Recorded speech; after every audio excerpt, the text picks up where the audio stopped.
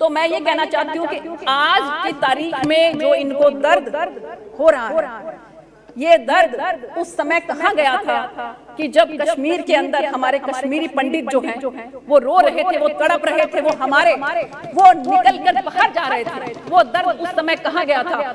हर रोज गिरकर भी मुकम्मल खड़े हैं, हर रोज गिरकर भी मुकम्मल खड़े हैं, ऐ जिंदगी देख मेरे हौसले तुझसे भी बड़े। सभापति महोदय, तो मैंने खुद अपनी लोकसभा में देखा है कि वहां पर अटल किसान मजदूर कैंटीन जो है वो बनाई गई है, जिसमें कि 10 रुपया में एक थाली मिलती है, और उसमें कैंटीन में सेल्फ हेल्प ग्रुप की महिलाएं जो हैं वही उसके अंदर सभी कार्य करती हैं, खाना पकाती हैं और उसके बाद खाना परोसती हैं। और एक नारी का, एक माँ का जो भाव उस खाने के अंदर होता है वो आप समझ सकते हैं कि एक खाना जो है वो सभी इंग्रेडिएंट्स हैं, आटा वही है, सब कुछ वही है, वही एक नौकर परोसता है और वही अगर एक माँ परोसती है तो उन दोनों में बहुत अंतर होता है। तो मैं ये कहना चाहूँगी कि जिस तरह से हमारी सरकार ने नारी के बारे में सोचा, और एक और भी बड़ा उदाहरण हमारी बेटी भावना कांत, 26 जनवरी को जब बहुत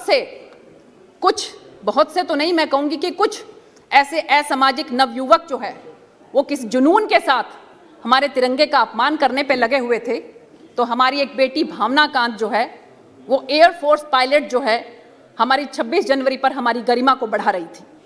क्योंकि हमारी सरकार ने जो आर्म्ड फोर्सेस में भी महिलाओं का प्रतिनिधित्व अब करने का जो उन्होंने निर्णय लिया है, उससे हमारी बेटियां जो हैं वो फोर्स में भी हम काम कर सकती हैं। इस बात की हमें बहुत खुशी है सभापति महोदय।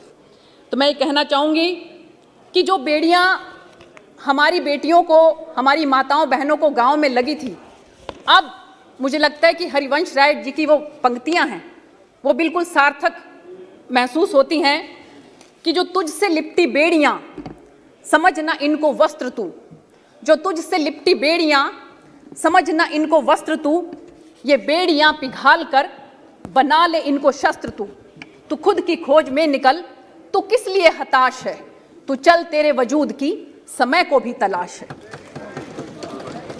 तो ये आज के तारीख में मैं कहना चाहूँगी कि आदरणीय प्रधानमंत्री श्री नरेंद्र मोदी जी के नेतृत्व में हमारी बेटियां, हमारी महिलाएं, हमारी बहनें अपने आप को बहुत सुरक्षित और अपने आप को बहुत कॉन्फिडेंट महसूस करती हैं। और इसलिए मुझे नहीं लगता कि आज कोई भी ऐसा सेक्शन है, कोई भी ऐसा सेक्टर है जहाँ के हमारी बेटियां या हमारी बहनें काम ना कर रही हैं। और इसके साथ साथ मैं कहना चाहूँगी कि जिस तरह से अपने अभिभाषण में आदरणीय महामहिम जी ने हेल्थ के बारे में जिक्र किया कि हमारी सरकार ने किस तरह से हेल्थ में काम किया, तो बहुत कुछ जो है इसके बारे में कहा जा चुका है कि कैसे कोविड-19 पर हम लोगों ने विजय पाई, और किस तरह से पीपी किट के बारे में किसी को मालूम नहीं था, सैनिटाइजर के बारे में किसी को मालूम नहीं था, मास्क के बारे में किसी को मालूम नहीं था। अभी भी मुझे ध्यान आता है सभापति महोदय कि जब पिछली बार एयर पोल्यूशन के ऊपर हम लोग चर्चा कर रहे थे तो हमारी बहन नवनीत जो है वो मास्क लगाकर आई थी, और हम सब लोग बहुत हैरानी से उसकी तरफ देख रहे थे कि ये क्या लगा कर आई हैं।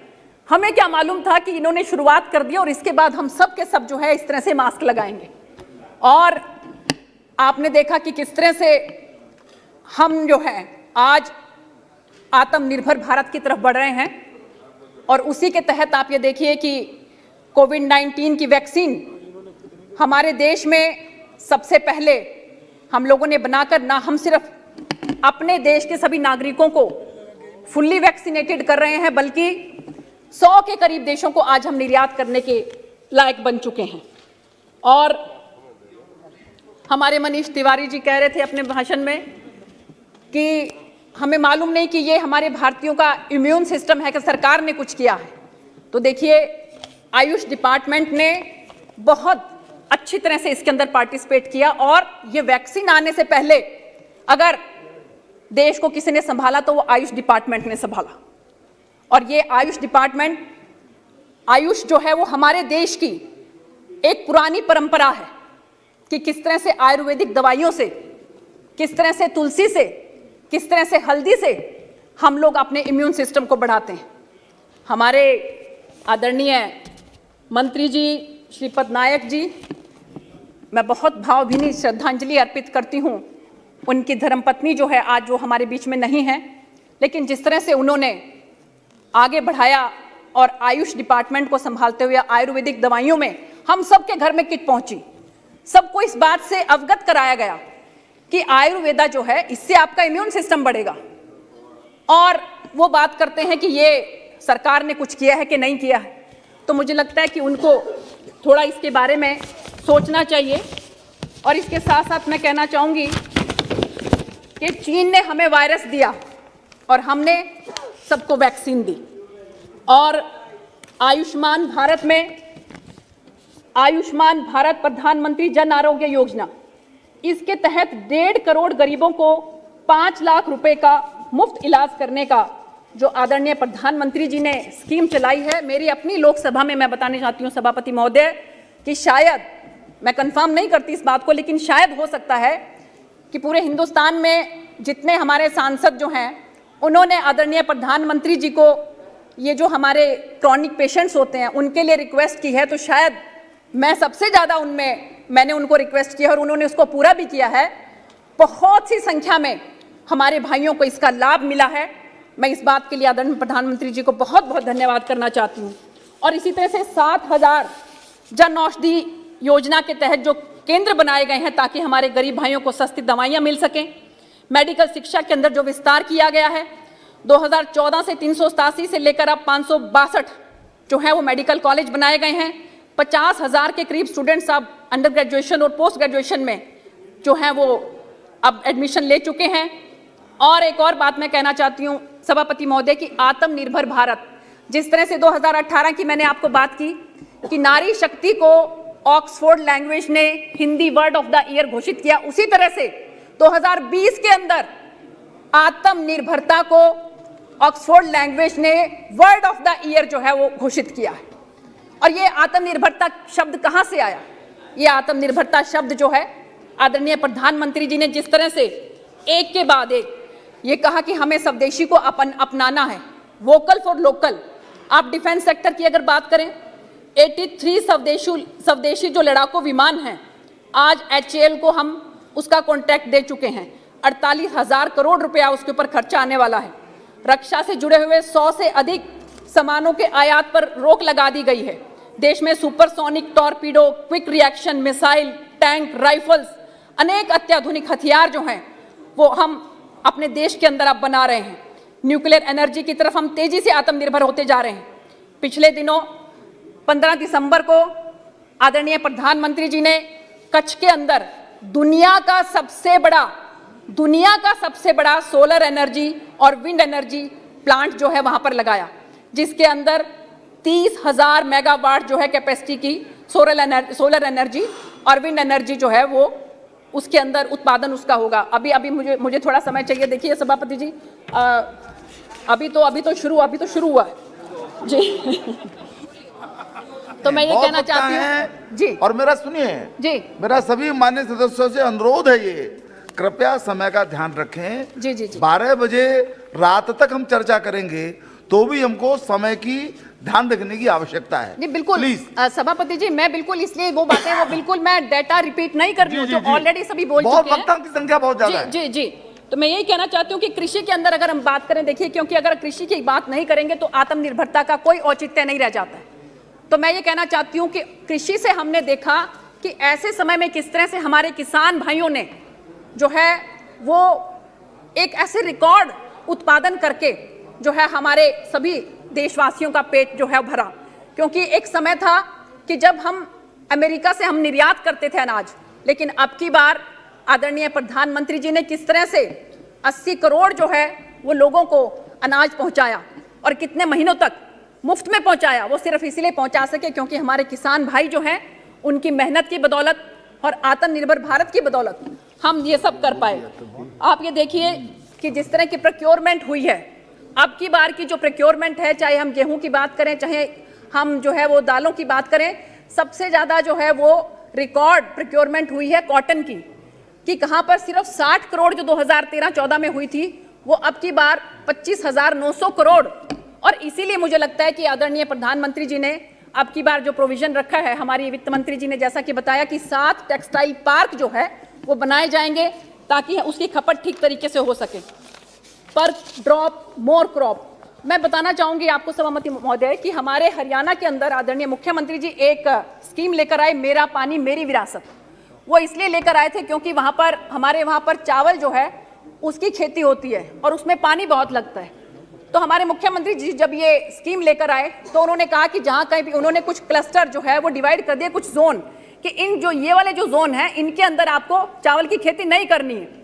तो सबके सब एकदम से जो है वो प्रोटेस्ट करने लगे कि नहीं, हम तो यहाँ पर चावल की खेती तो करेंगे, चावल की खेती तो हमारे लिए बहुत जरूरी है।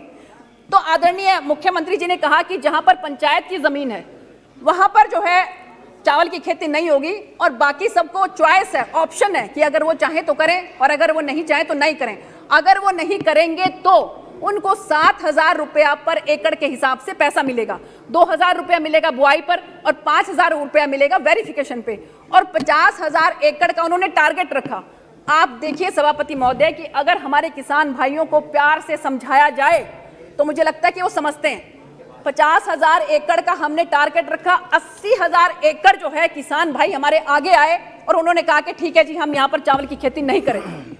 तो मुझे लगता है कि आज जरूरत है कि हम लोग, सभापति महोदय प्लीज आप अगर देखिए अगर आप लोगों को इंटरेस्ट नहीं आ रहा है, समाप्त कीजिए, दुग्गल जी समाप्त कीजिए। जी, तो मैं ये कहना चाह रही थी कि अगर हम अपने किसान भाइयों को समझाएं तो वो जरूर समझ जाएंगे। अभी कल हमारे जो नेता प्रतिपक्ष हैं वो बात कर रहे थे कि हमारे किसान जो हैं वहां पर ब्राह्मण हैं और चंडाल हैं। तो मुझे समझ में नहीं आ रहा कि इस तरह के शब्द इतने बड़े पद पर होकर किस तरह से उन्होंने इस्तेमाल किए। तो मैं ये कहना चाह रही हूं कि अगर वो इसके साथ चौकड़ी भी लगा देते तो मुझे समझ में आ जाता कि ये चंडाल चौकड़ी के बारे में सबको समझ में आ जाता कि किसके बारे में बात हो रही है और कौन लोग हैं जो हमारे किसान भाइयों को जो है वो बहका रहे हैं। तो मैं ये कहना चाहती हूँ कि अगर हम अपने किसान भाइयों को समझाएंगे तो वो जरूर समझ जाएंगे। और इसके साथ साथ मैं ये कहना चाहती हूँ कि सरकार बहुत सी ऐसी योजनाएं लेकर आई है।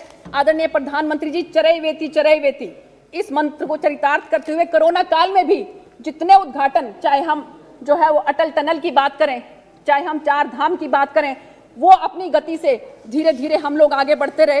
तो मैं ये कहना चाहती हूँ कि कोरोना को हराया है, भारत को जिताया है, संकट में भी हर हिंदवासी का हौसला बढ़ाया है।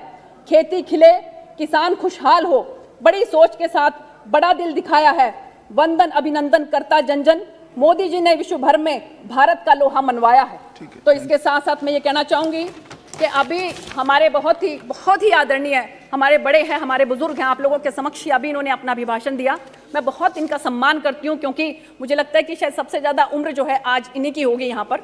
तो मैं ये कहना चाहती हूँ कि आज की तारीख में जो इनको दर्द हो रहा है, ये दर्द उस समय कहाँ गया था कि जब कश्मीर के अंदर हमारे कश्मीरी पंडित जो हैं वो रो रहे थे, वो तड़प रहे थे, वो निकल कर बाहर जा रहे थे। वो दर्द उस समय कहाँ गया था? अगर ये उस समय संभल गए होते तो आज ये स्थिति नहीं होती। सभापति महोदय। और मैं इसके साथ साथ एक बात और कहना चाहती हूँ, बहुत आदर के साथ मैं कहना चाहती हूँ। देखिए हमने आपको डॉक्टर साहब प्लीज, आपको बहुत अनुभवी, शी इज नॉट यील्डिंग। देखिए प्लीज डॉक्टर साहब, इसके साथ मैं कहना चाहती हूँ सभापति महोदय देखिए फारूक साहब प्लीज, जब 370 की बात चली, जब 370 की बात चली तो मैंने खुद हमारे आदरणीय के वीडियो देखे हैं। 1 मिनट के लिए मैंने उनके वीडियो देखे हैं और उस वीडियो में उन्होंने क्या कहा है कि 370 हट गया तो पता नहीं क्या हो जाएगा। और आज देखिए मैं कह रही हूँ कि 50% से कम आतंकवादी घटनाएं हमारे कश्मीर के अंदर कम हो गई। हमारे वहां पर हमारे लद्दाख के अंदर सेंट्रल यूनिवर्सिटी बन रही है और अब पूरा का पूरा जम्मू कश्मीर और लद्दाख जो है वो एक नई तरक्की के रास्ते पर चल रहा है।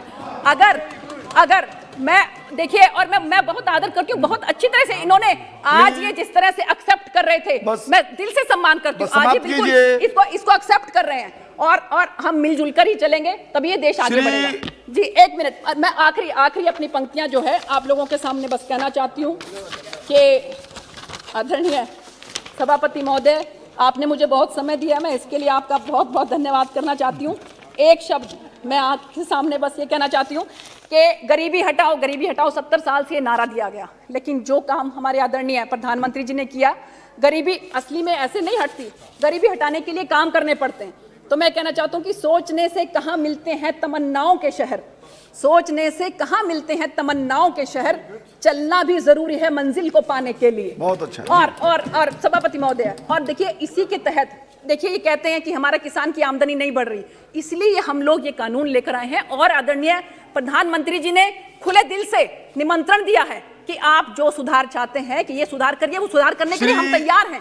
और आखिरी में सिर्फ अंतिम बार में जो है आपको सिर्फ मोदी जी के लिए एक ये शेर पढ़ना चाहती हूं कि जिस तरह से सुबह से लेकर शाम तक विपक्ष जो है उनको गालियां देता रहता है, तो ये कहना चाहती हूं कि हर रोज गिरकर भी मुकम्मल खड़े हैं, हर रोज गिरकर भी मुकम्मल खड़े हैं, ए जिंदगी देख मेरे हौसले तुझसे भी बड़े हैं। बहुत बहुत धन्यवाद, बहुत बहुत।